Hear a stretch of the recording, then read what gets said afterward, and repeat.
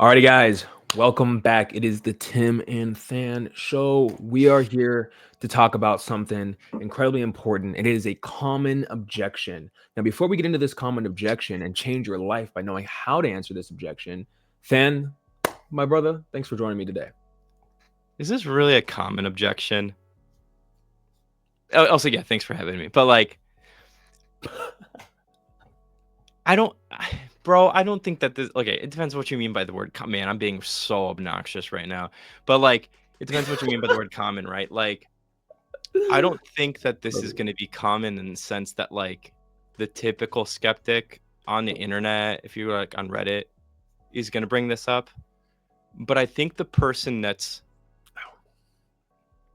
pseudo informed on some of Yeah. these things will bring this up, and it's a mistake to bring it up, and that's why we're going to cover it.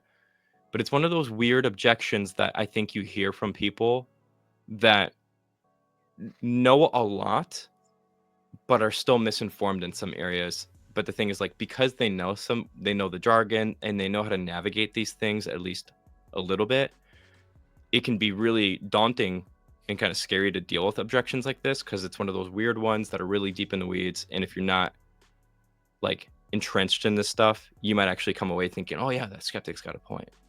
You know what I'm saying? Yeah. And Yeah. that's the reason why we're going to cover this. So I know you 100%. didn't ask me that right away. Sorry. Thanks for having me. Yeah. No, it's funny because you don't really know the kind of the amount of and diversity of objections you get when you're actually a creator in the space is really interesting. This is something that we see far too often enough where we're like, dude, we should just make a video about this. And Yeah. what I like about this objection, though, before we get into it, is at first glance, right, just on its surface, it's going to sound, no, okay, this what's fallacious about this.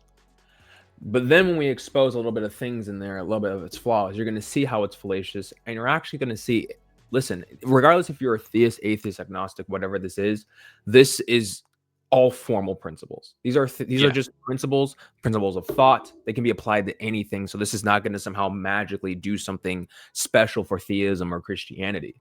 So that's like the first thing I want to say. So yeah, so we really don't gotta. Well, we do actually have a name for this. Fan, what's the fallacy? What's the name? There's a few names we can kind of give it, because there's actually multiple errors happening. One would just be the disjunction conjunction fallacy, Yeah. which is really where I think it'd be better to give an example of it, which we will get into, but it's just basically the fallacy of treating the disjunction of a set of hypotheses as a conjunction of a set of hypotheses. And so we'll go into some examples, both religiously significant and non-religiously significant, to kind of explain what this is. There's other fallacies on the table here too that I think are happening. So one of the most blatant fallacies that we can identify here is actually something called the probability aggregation fallacy. Now, ignoring all the big words and the jargon there, it's basically this idea that if we're going to take some hypothesis, let's take, for example, the resurrection hypothesis. And let's say that this hypothesis predicts for the actual resurrection of Jesus Christ. Then you have a group of hypotheses that are over here. They're trying to account for the resurrection in a non-resurrection way. The fallacy happens when you assume that the sum total of the non-resurrection hypotheses, them being greater than the actual resurrection hypothesis individually, somehow makes just the non-resurrection, just a non-resurrection hypothesis, a superior explanation. Correct. Even though no individual hypothesis within that space of non-resurrection hypotheses surpasses the resurrection hypothesis. And so we actually have kind of a visual representation of this. But Fan, did you want to say something about that? No, I was actually just going to ask you if you want to pull that table up, because I think that'll be really helpful for people. So we just pulled this up so that this is just a basic template. So X doesn't mean anything in particular here. We're just saying, hey, let's just say you have this hypothesis X, and then you have all these other mutually exclusive and logically exhaustive like different types of hypotheses on a table to explain any set of data, right?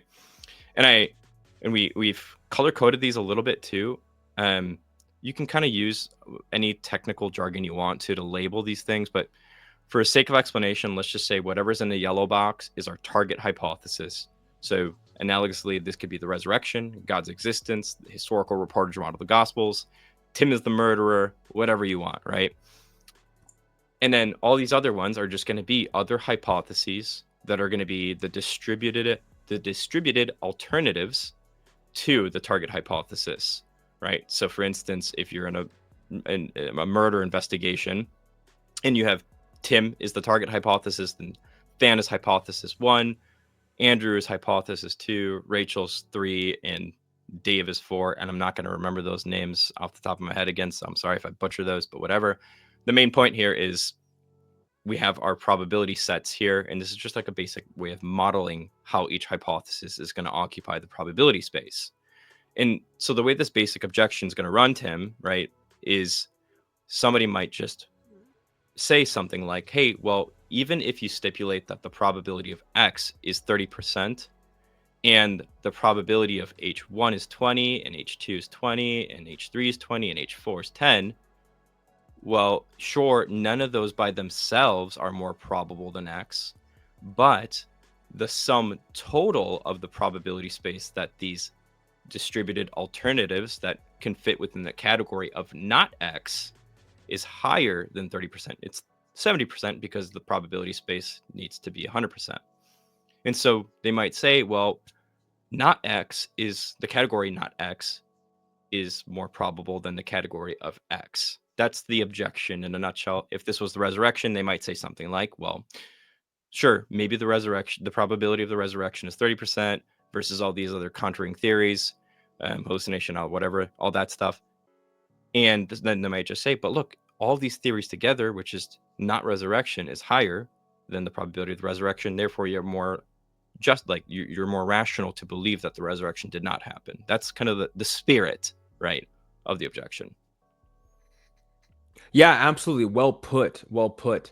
And I think that as you guys are listening, you can kind of see how there's a little bit of an issue there because ultimately, we're looking at hypotheses and not merely categories.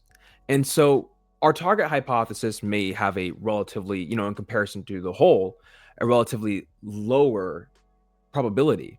But when you understand that our distributed alternatives are made up of these distinct hypotheses that actually make, and here's the big thing for me, Than, that was like, oh wow, like each of these hypotheses predict for something different about how the shape of the data is going to look. Yeah. And another way to put that is if we're going to think about, like, for example, the resurrection, you want to scroll down to the resurrection portion there? Yeah. So look at the resurrection, right? Look what you have. You have hallucination, stolen body, legendary development, conspiracy. Now, all of those fit the category of being a non-resurrection hypothesis, simply because they don't actually predict for a resurrection. But that's not the only attribute that they actually have. Notice how the hallucination hypothesis is wholly distinct, and it actually logically excludes these other hypotheses, such as the stolen body. The way in which the stolen body hypothesis functions to predict against a resurrection is completely different in how a hallucination or a mass hallucination hypothesis would function to predict against a resurrection. And the same thing with legendary development. And so even though these all fit in the category of it not being a resurrection, they all make distinct predictions about how a resurrection would not occur. Now, I want to be clear about something here. This is just like kind of an introductory tool to show the format and like what's going on and the structure of the reasoning that's going on and what the issues are. Tim and I are not saying like, okay, yeah, when you're trying to reconstruct a hypothesis to explain the data and the textual data, we're not saying, well, yeah, you can't posit a hallucination on top of a conspiracy, on top of a legendary development. Like, for instance, you could have like a reburial hypothesis that's tacked on with some sort of bereavement hallucination that then inspires mass hysteria hallucination kind of a hypothesis. Like you could create a story like that, right? We're not saying that's not on the table here.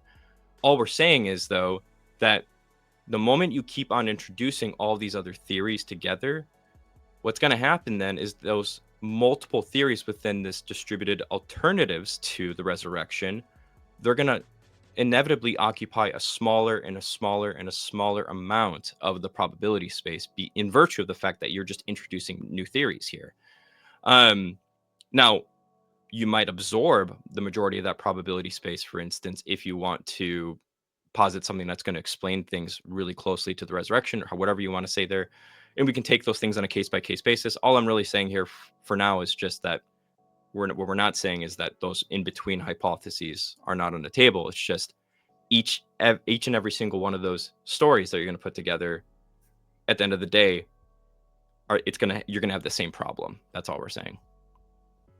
Yeah, absolutely. And a way that we can use an analogy or an illustration to make this point clearer is we can actually imagine there being like a murder case. Yeah. So Where let me drag us back up to the template here, and then that way that'll help us. Go ahead.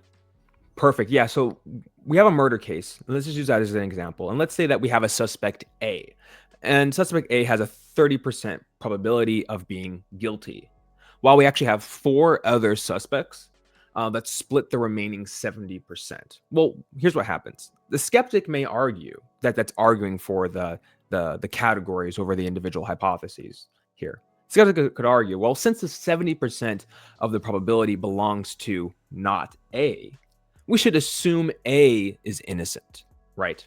That's what they're going to say. That's analogous to this particular situation. Yeah, exactly.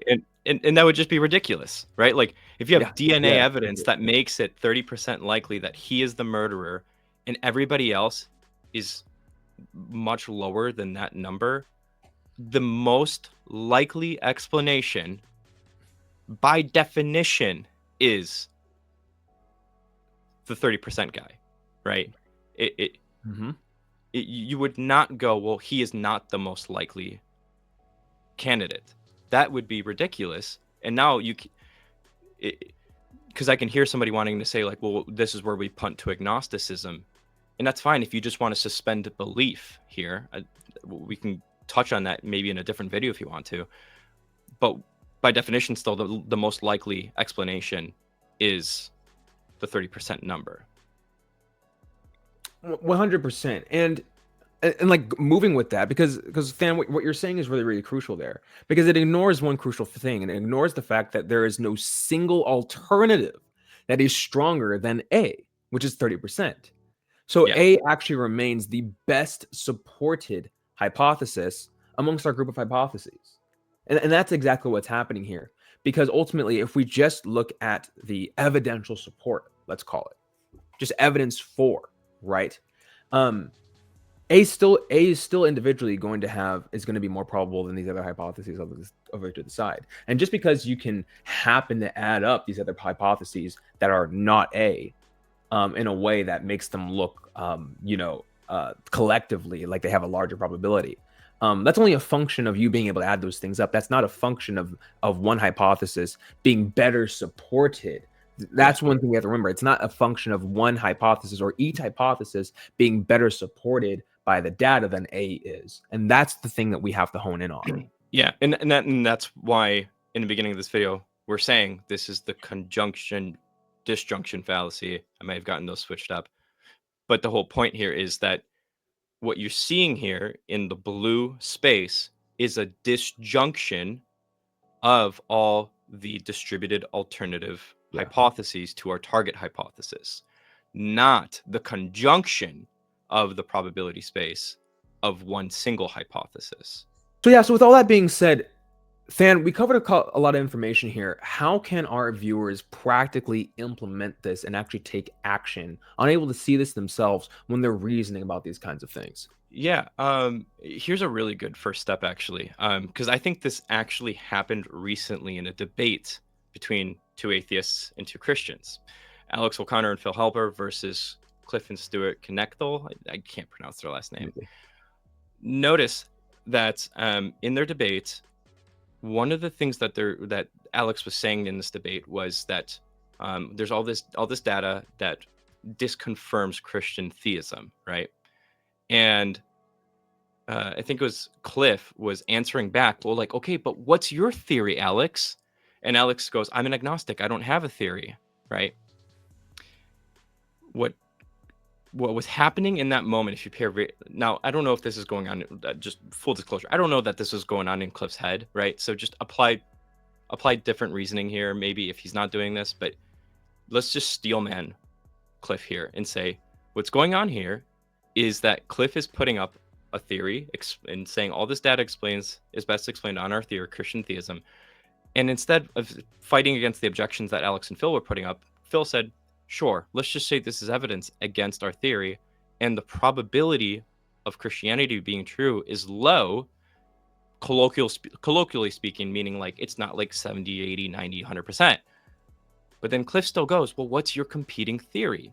Because this is where this whole topic comes in. Let's just say Alex and Phil brought the probability of Christianity down to 30%.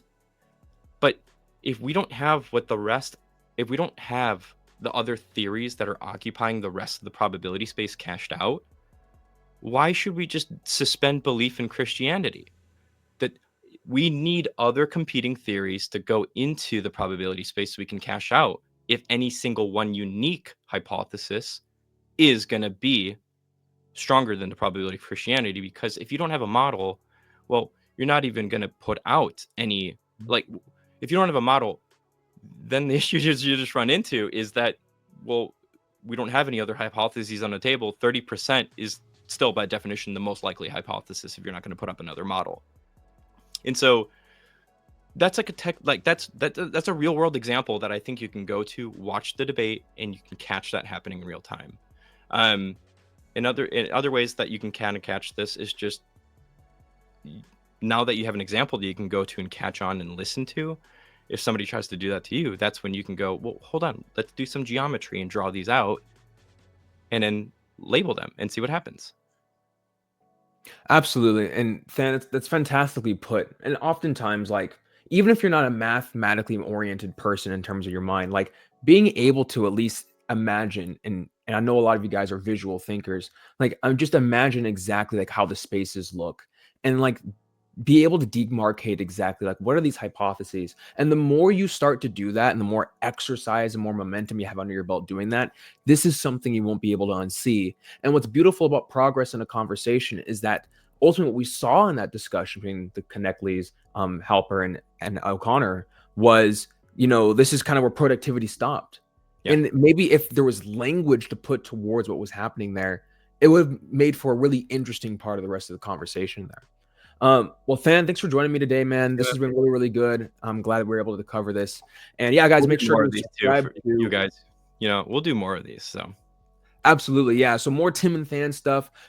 Inspiring Philosophy is who Than is going to be primarily showing up with these days. So make sure you subscribe to him. And with that being said, you'll see more of us soon. Peace out.